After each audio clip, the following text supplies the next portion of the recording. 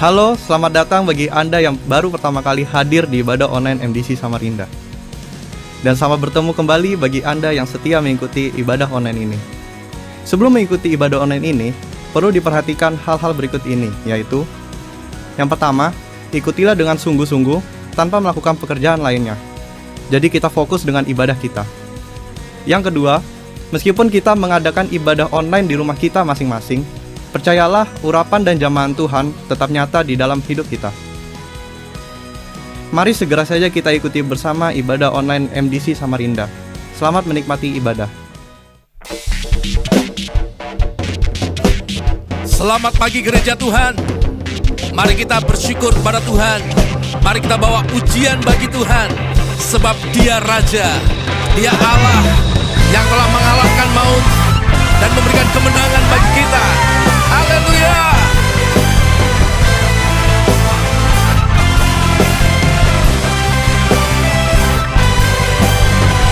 Bersyukurlah kepadanya, bawalah pujian baginya, karena Dia Raja, Dia yang perkasa.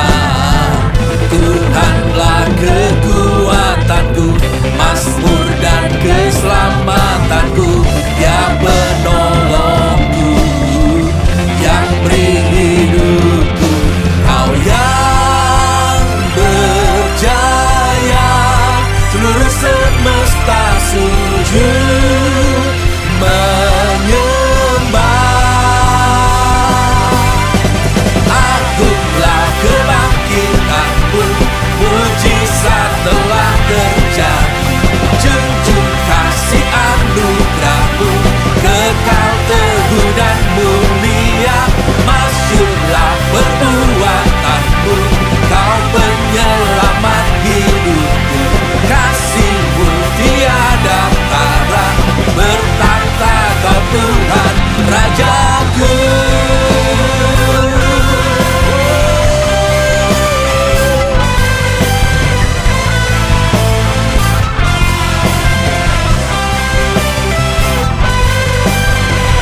Bersyukurlah kepadanya, bawalah pujian baginya, karena Dia Raja, Dia yang perkasa. Tuhanlah kekuatanku, mazmur dan keselamatanku, Dia penolongku, yang beri hidupku. Kau yang berjaya, seluruh semesta sujud menyembah.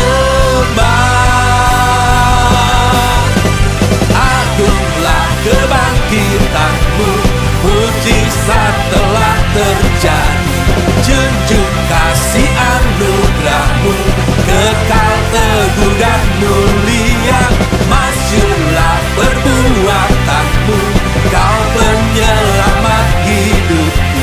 Kasih-Mu tiada tara, bertata Kau Tuhan Rajaku. Bagi-Mu pujian, bagi-Mu hormat.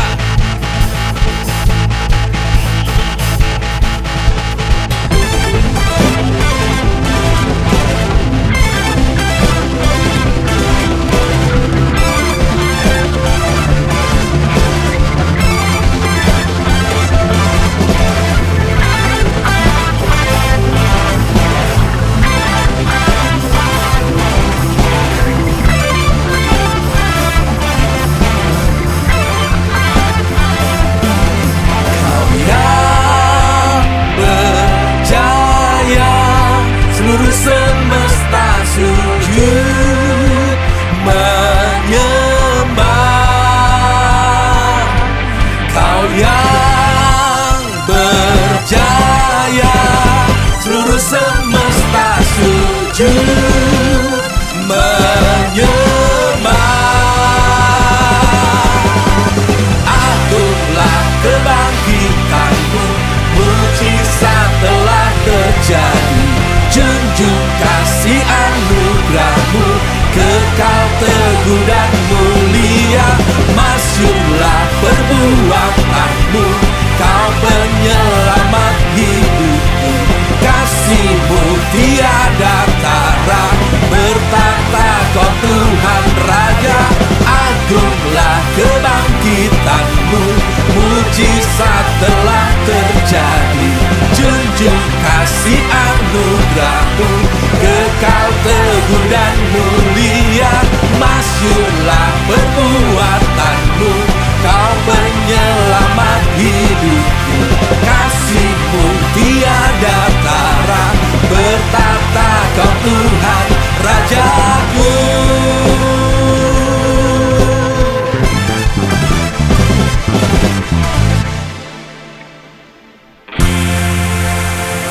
Haleluya.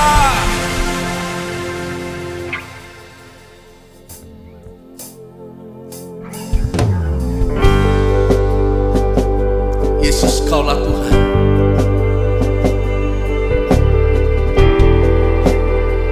Allah yang besar,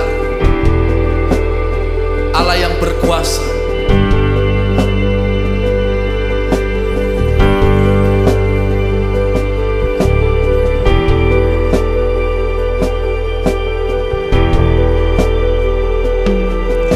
Ku pandang kemuliaan-Mu, Imam besar maha agung. Kaulah pemilik hidupku, Yesus Kristus Tuhan.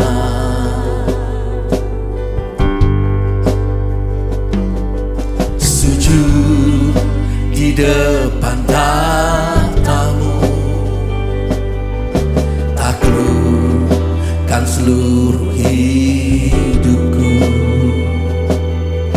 Dalam tangan-Mu penerus, Yesus Kristus Tuhan.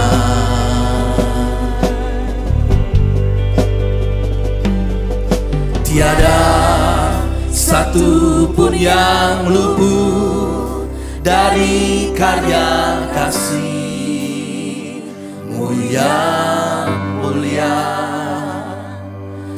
Bagi-Mu segala pujian, hormat, kemuliaan.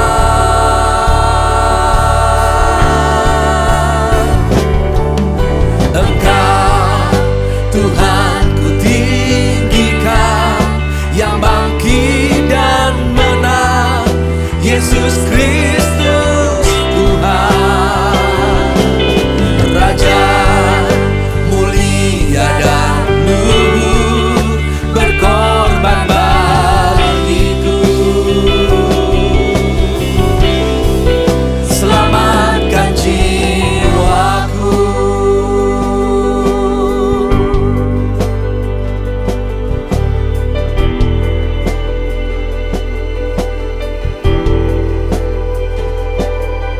Sujud di depan tahta-Mu, taklukkan seluruh hidupku. Dalam tangan-Mu penerus, Yesus Kristus Tuhan.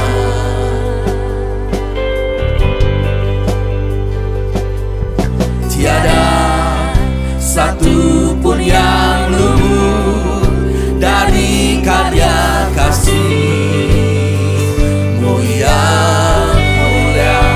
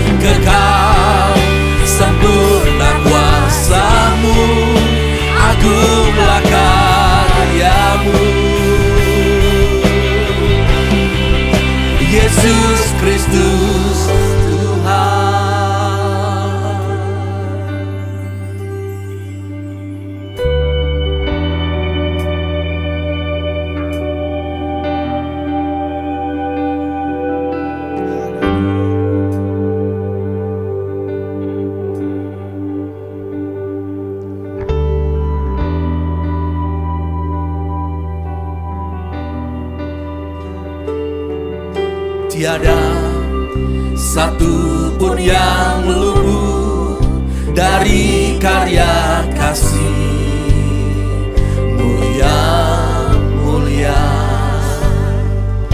bagi segala pujian, hormat, kemuliaan.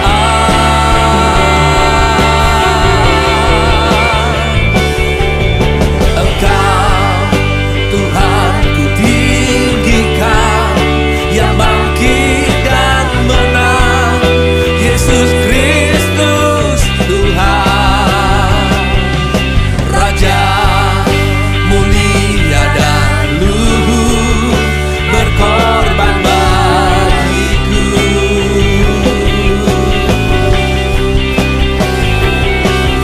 Maka jiwaku memuja, menyembah Sang Raja, Yesus Kristus Tuhan. Kekal sempurna kuasa-Mu, agunglah karya-Mu. Yesus Kristus Tuhan, Yesus Kristus Tuhan.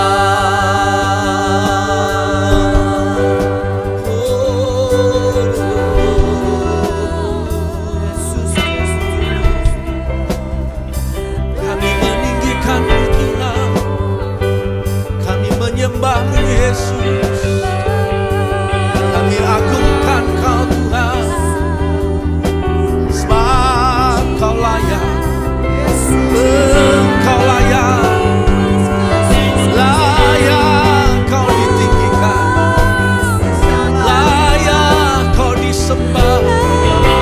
Biar semua yang bernafas meninggikan-Mu Tuhan, biar semua yang bernafas menyembah-Mu, sebab Engkau besar, sebab Engkau layak.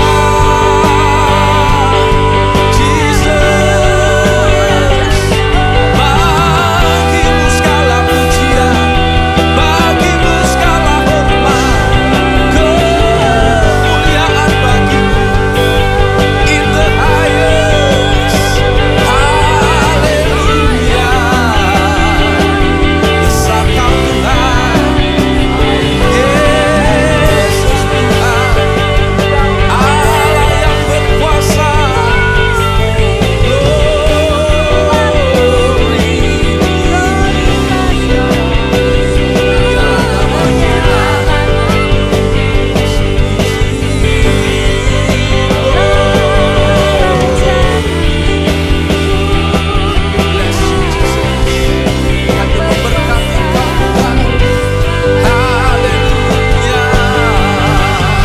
Tiada yang seperti-Mu, Yesus Tuhan.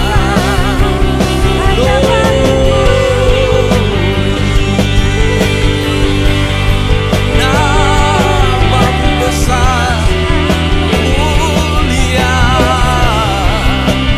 Allah perkasa.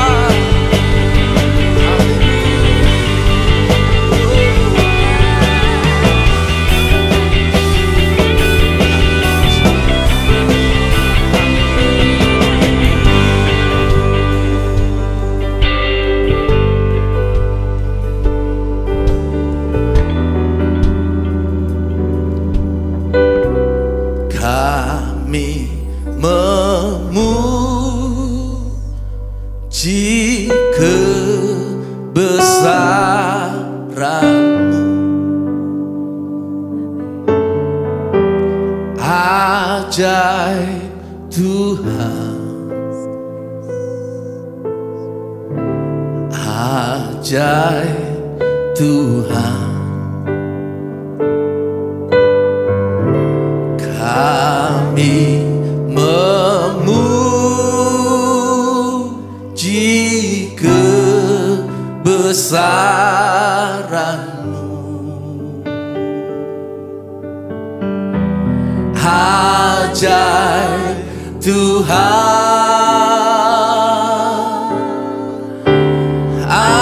ajaib Tuhan.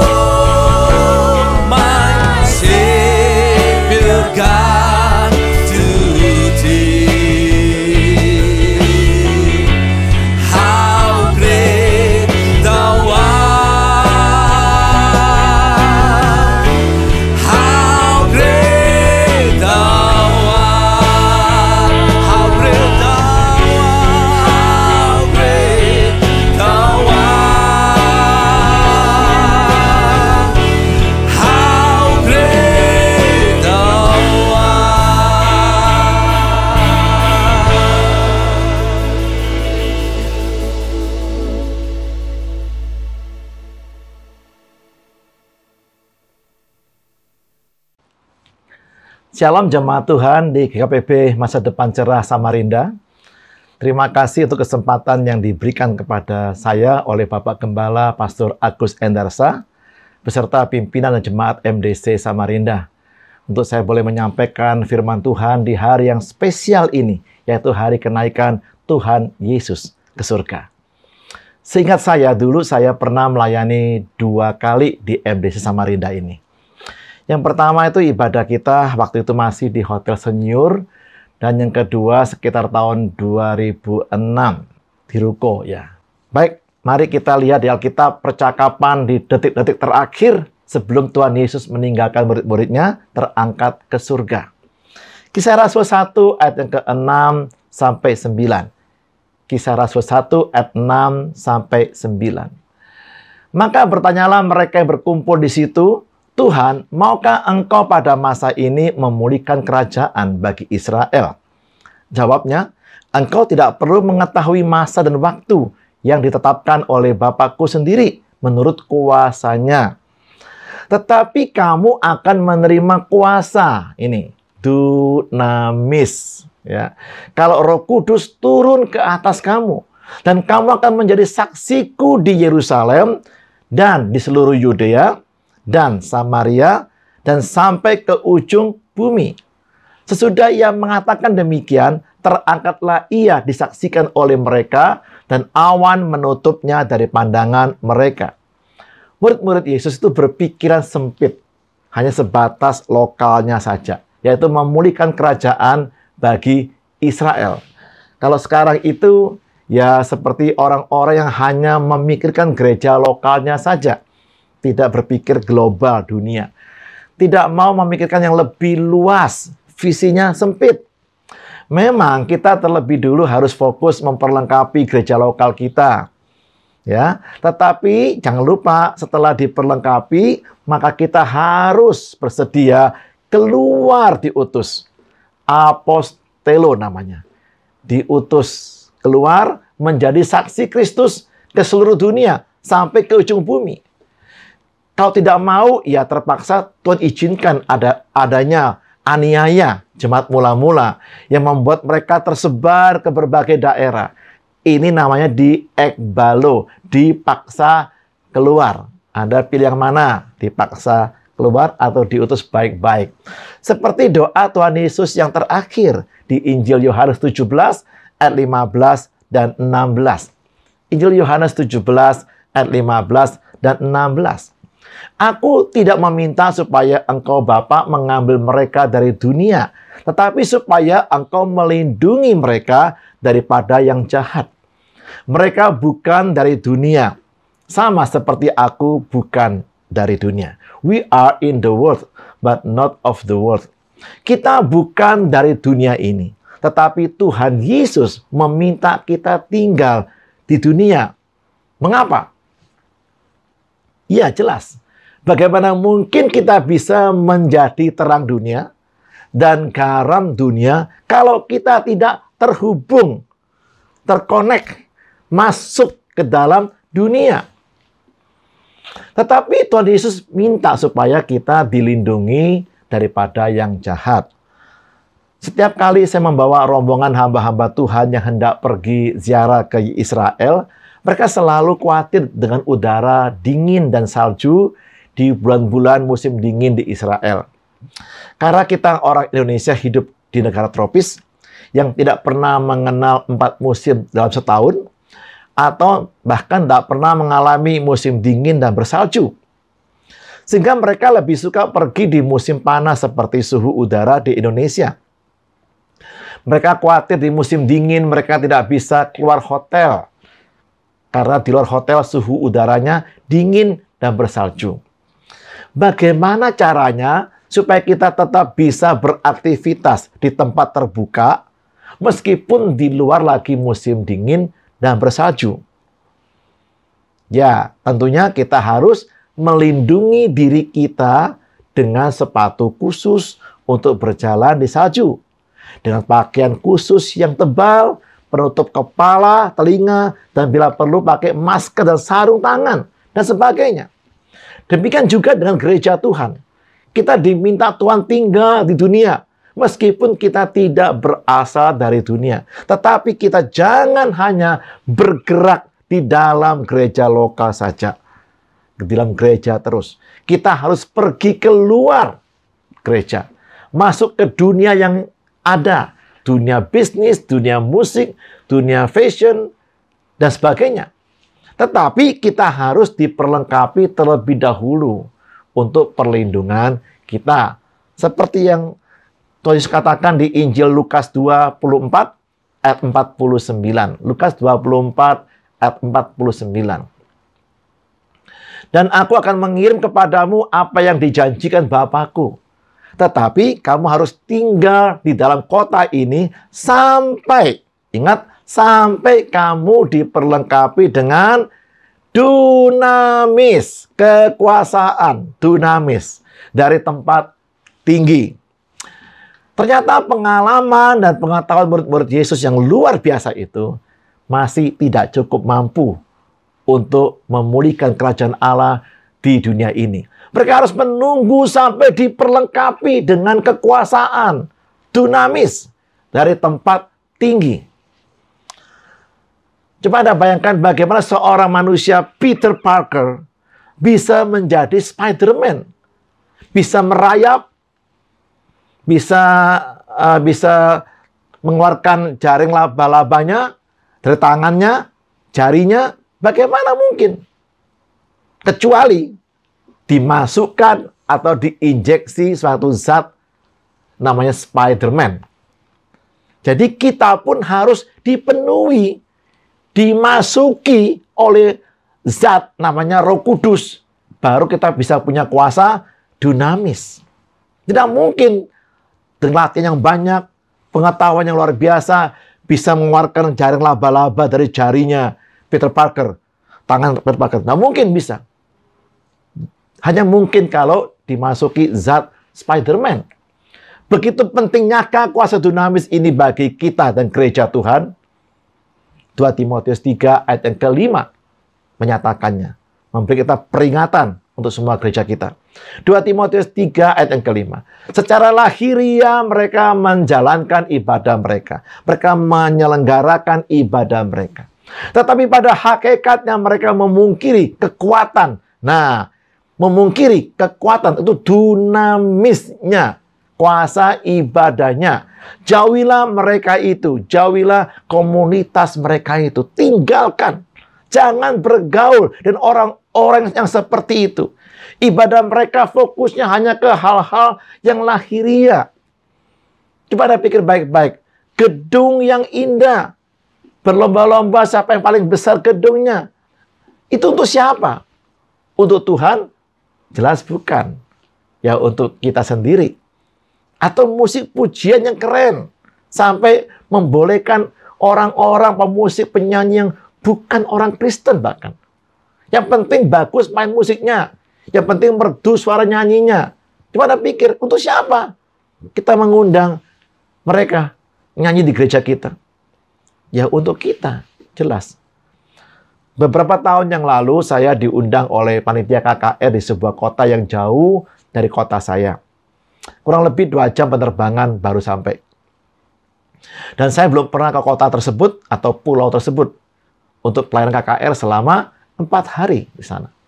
Maka saya membawa perlengkapan komunikasi seperti handphone beserta pulsa yang cukup banyak untuk saya bisa berkomunikasi dengan istri saya yang saya tinggal di rumah selama 4 hari tersebut. Sesampai di bandara tujuan, saya langsung telepon istri saya. Sampai berkali-kali saya telepon. Saya kontak dia. Tetapi tidak berhasil. Kemudian salah seorang hamba Tuhan yang mengundang saya, memberitahu saya bahwa operator telepon yang saya gunakan, nomor telepon itu tidak bisa digunakan sama sekali di tempat tersebut karena tidak ada sinyal sama sekali di sana.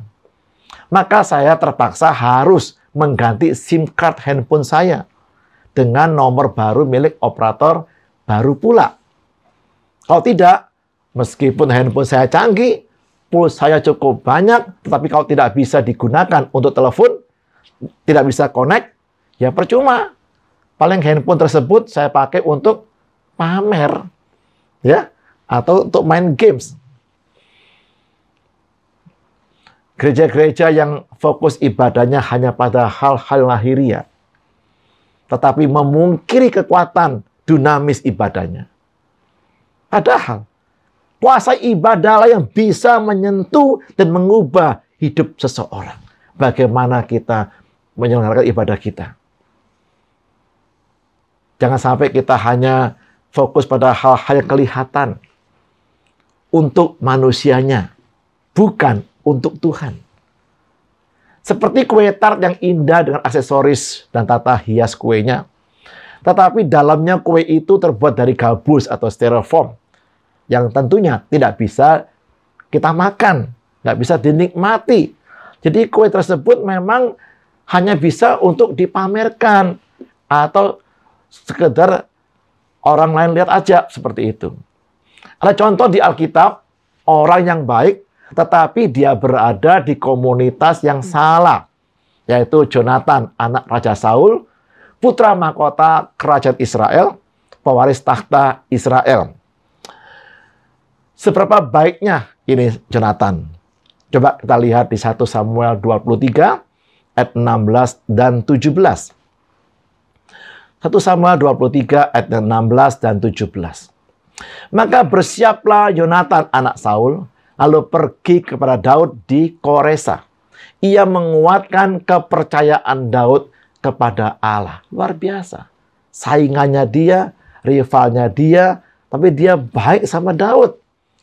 Dan berkata kepada Daud, janganlah takut Daud, sebab tangan ayahku Saul tidak akan menangkap engkau. Engkau akan menjadi raja atas Israel, dan aku akan menjadi orang kedua di bawahmu. Waduh, luar biasa baiknya orang ini ya. Juga ayahku Saul telah mengetahui yang demikian itu. Menurut Anda, apakah orang ini adalah orang yang baik? Untuk saya bukan hanya baik saja, tetapi sangat baik sekali ini Jonatan. Terutama kepada Daud, musuh ayahnya, musuh Raja Saul, rival atau pesaing Jonatan yang akan menggantikan Raja Saul. Bahkan dia bersedia menjadi orang kedua di bawah Daud kelak. Mengapa Jonatan orang baik ini akhirnya bisa kalah dan mati dalam peperangan? 2 Samuel 1 ayat 21 memberitahu kita. Ini merupakan tangisan duka dari Daud atas meninggalnya Jonatan dan Saul. 2 Samuel 1 ayat 21. Hai gunung-gunung di Gilboa, jangan ada embun, jangan ada hujan di atas kamu. Hai padang-padang pembawa kematian. Sebab di sanalah perisai para pahlawan dilumuri. Perisai Saul yang tidak diurapi dengan minyak, digosok dengan minyak. Jonatan berada di komunitas yang salah. Ikut komunitas yang meremehkan, perlunya diperlengkapi dengan kuasa, urapan, minyak urapan, Roh Kudus, kuasa Allah, dan mengandalkan Tuhan dalam peperangan. Mereka berani pergi berperang. Mereka berani pergi berperang tanpa adanya urapan otoritas Tuhan menyertai mereka. Kata Paulus, jauhilah komunitas gereja yang seperti itu. Gereja yang tidak menerima kehadiran kuasa Roh Kudus. Padahal Tuhan Yesus sudah memperingatkan murid-muridnya. Kalian jangan pergi pelayanan. Jangan berbuat apapun juga. Jangan berani-berani berbuat apapun juga. Ya, meskipun kalian memang orang yang mampu. Engkau merasa mampu, punya pengalaman yang banyak. Sebelum kamu diurapi dengan minyak. Itu lambang otoritas penyertaan Tuhan dalam pelayananmu. Tuhan Yesus sendiri juga mengakui dari mana sumber kekuatan atau kuasa yang luar biasa yang ada di dalam dirinya. Kisah Para Rasul 10 ayat 38. Kisah Para Rasul 10 ayat 38. Yaitu tentang Yesus dari Nazaret, Bagaimana Allah mengurapi dia dengan Roh Kudus dan kuat kuasa. Nah, dengan kuat kuasa itu dunamis. Roh Kudus dan dunamisnya. Dia yang berjalan berkeliling sambil berbuat baik dan menyembuhkan semua orang yang dikuasai iblis sebab Allah menyertai dia. God was with him. Tuhan selalu bersama-sama dengan dia. Bukan hanya diurapi dengan kuat kuasa Roh Kudus, tetapi Tuhan ingin menjadikan kita menjadi bait atau rumah kediaman Roh Kudus, menjadi power station dari Roh Kudus. Ya. 1 Korintus 6 ayat 19. 1 Korintus 6 ayat 19. Atau tidak tahukah kamu bahwa tubuhmu adalah bait Roh Kudus yang diam di dalam kamu? Roh Kudus yang kamu peroleh dari Allah dan bahwa kamu bukan milik kamu sendiri. Nah, sekarang bagaimana caranya supaya kita bisa mengalami dunamis, manifestasi kuasa Roh Kudus, yaitu dunamis. Yang pertama, Kisah Rasul 1 ayat 8. Kisah 1 ayat 8. Tetapi kamu akan menerima dunamis, kuasa, kalau Roh Kudus turun ke atas kamu. Dan baru kamu bisa menjadi saksiku di Yerusalem dan seterusnya. Jadi cara kita untuk bisa mengalami kuasa dunamis, yaitu menerima dan dipenuhi Roh Kudus. Bahkan Paulus juga meminta jemaat untuk dipenuhi Roh Kudus sepenuh-penuhnya. Efesus 5 ayat 18. Dan janganlah kamu mabuk oleh anggur, karena anggur itu menimbulkan, mengakibatkan, menghasilkan hawa nafsu.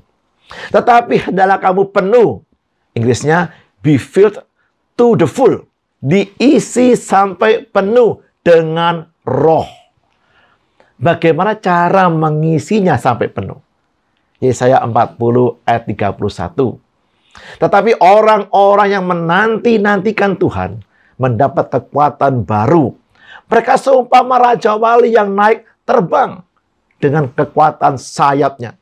Mereka berlari dan tidak menjadi lesu. Wah, luar biasa. Mereka berjalan dan tidak menjadi lelah.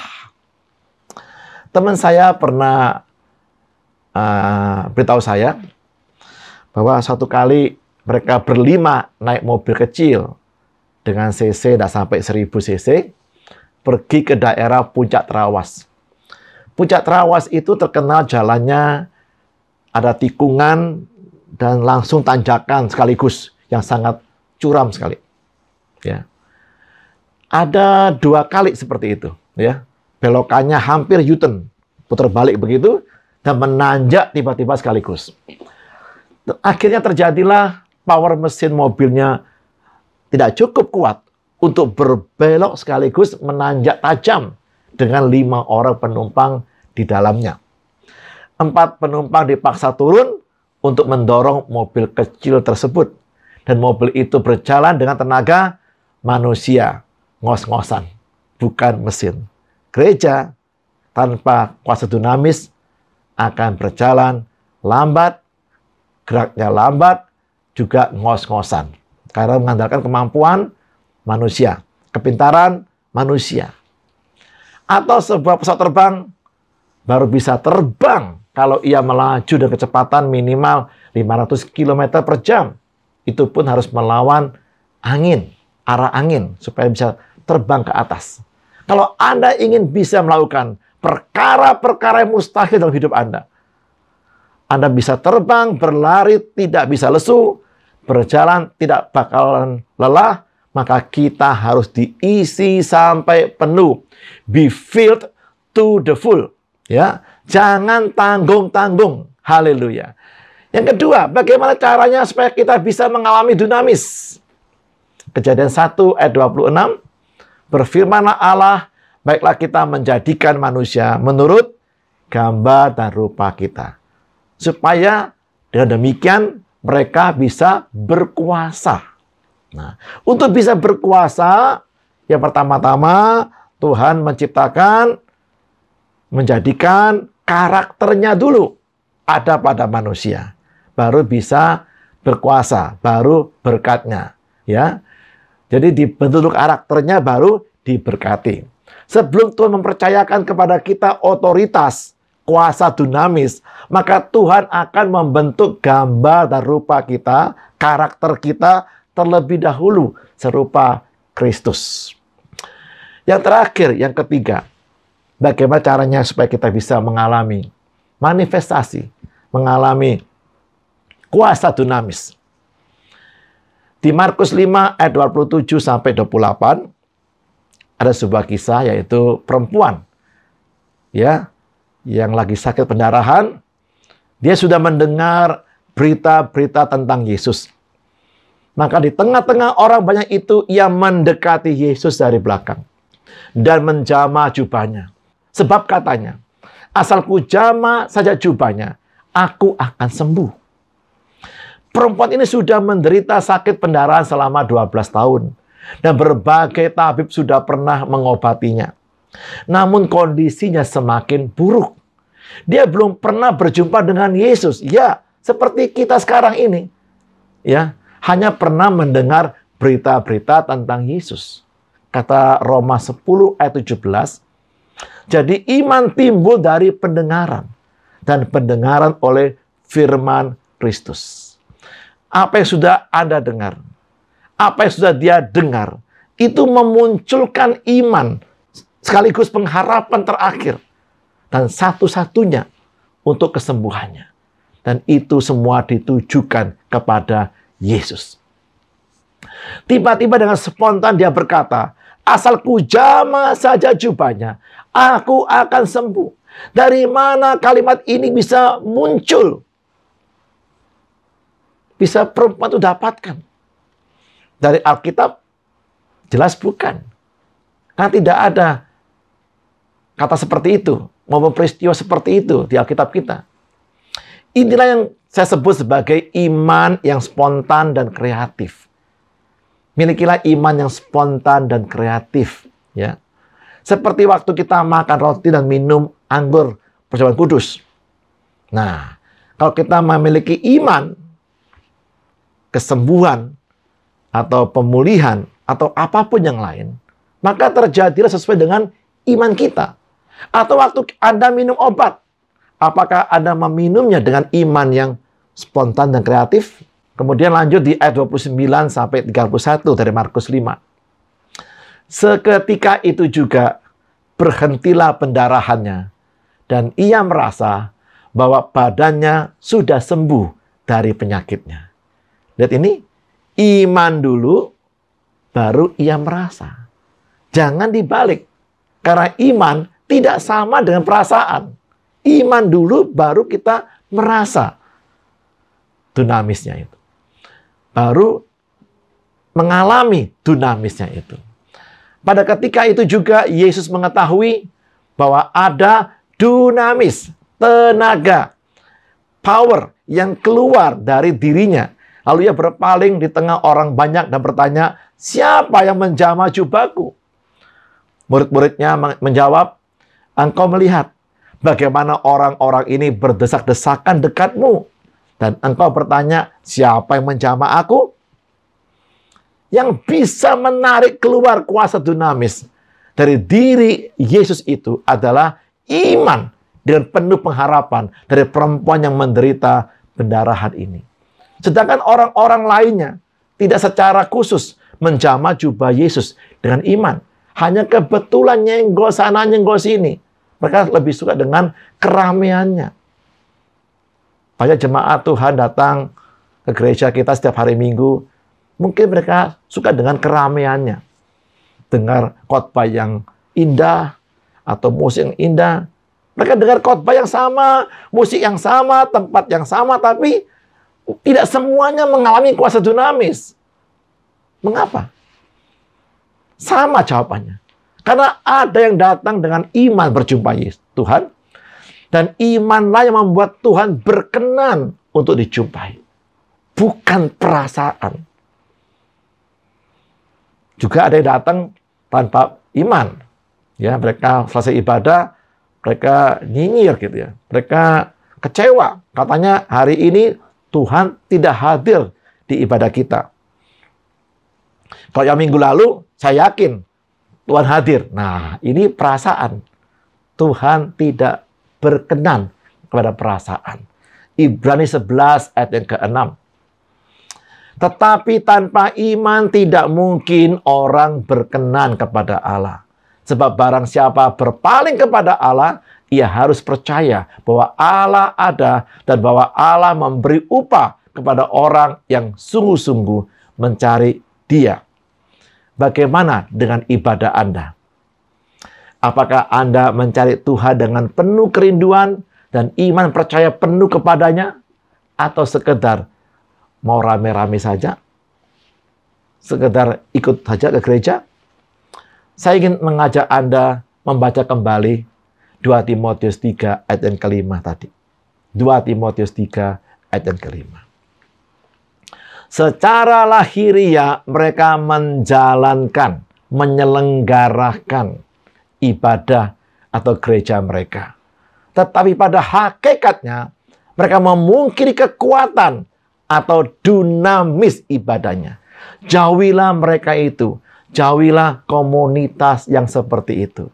Pastikan Anda berada di komunitas yang tepat, yang menerima untuk dipenuhi, yang welcome Roh Kudus, dan mengalami kuasa dinamis dalam semua hal yang Anda kerjakan setiap hari dalam hidup Anda. Tuhan Yesus memberkati kita semua. Mari kita berdoa. Tuhan, orang lain tidak tahu kondisi hati kami yang sebenarnya. Tapi Engkau tahu persis betapa keringnya hati kami. Atau roh kami yang merasa hampa dan kosong ini, Tuhan. Hari ini, Tuhan, kami membuka hati kami dan roh kami untuk Kau isi sampai penuh. Be filled to the full. Seperti Engkau memakai Yesus dulu waktu di bumi. Dan sekarang penuhi kami dan pakai hidup kami untuk menjadi saksi-Mu. Sehingga kerajaan-Mu datang di tempat kemanapun kami pergi. Baik di rumah kami, di tempat kantor kami bekerja, atau kuliah. Dan di mana saja kami melangkah dan berpijak, Tuhan. Terima kasih, Tuhan. Engkau tidak membiarkan kami sendiri, tetapi Engkau mengutus Roh Kudus-Mu untuk tinggal dalam hidup kami. Sehingga setiap hari Roh Kudus memanifestasikan kuasa dinamisnya yang memberi kami kemenangan hari demi hari. Dan biarlah gaya tarik surga itu, Tuhan, menarik dan mengangkat kami lebih dekat ke surga lagi daripada gaya tarik dunia ini, Tuhan. Jangan biarkan dunia menarik kami kepadanya, tetapi biarlah semua hikmat, sukacita, kuat kami itu semua berasal dari surga, Tuhan. Di dalam nama Tuhan Yesus Kristus, kami bersyukur untuk Roh Kudus-Mu ini, Tuhan. Haleluya. Amin. Tuhan Yesus memberkati kita semua. Shalom.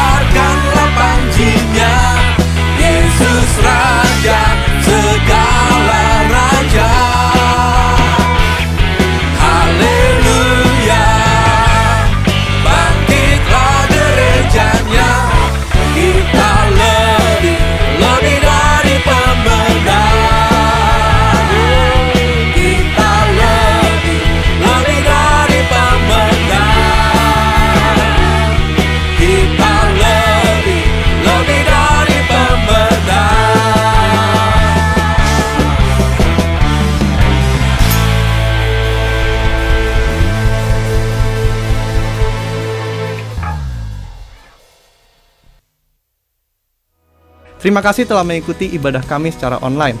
Kami berharap Anda terus bertumbuh di dalam iman dan kasih kepada Tuhan, sehingga hidup Anda terus dipenuhi berkat dan memiliki hidup yang bermakna bagi orang lain.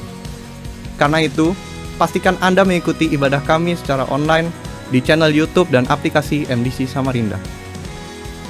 Ibadah online tidak menghalangi kita di dalam memberikan persembahan dan persepuluhan. Anda dapat mengirimkan persembahan dan persepuluhan ke rekening gereja yang tertera pada layar. Bagi kalian orang-orang muda, dapat mengakses ibadah online Image Teens setiap hari Sabtu pukul 6 sore melalui channel YouTube Image Teens Samarinda. Khusus untuk adik-adik Star Kids, online Sunday School dapat diikuti melalui aplikasi Zoom. Informasi lebih lengkap dapat menghubungi Kak Louis. Anda juga dapat mengetahui informasi terbaru mengenai aktivitas gereja melalui aplikasi MDC Samarinda, dan Anda juga dapat mengakses Instagram dan Facebook MDC Samarinda. Terima kasih telah beribadah bersama kami, dan kami sangat menantikan kunjungan Anda selanjutnya. Tuhan Yesus memberkati.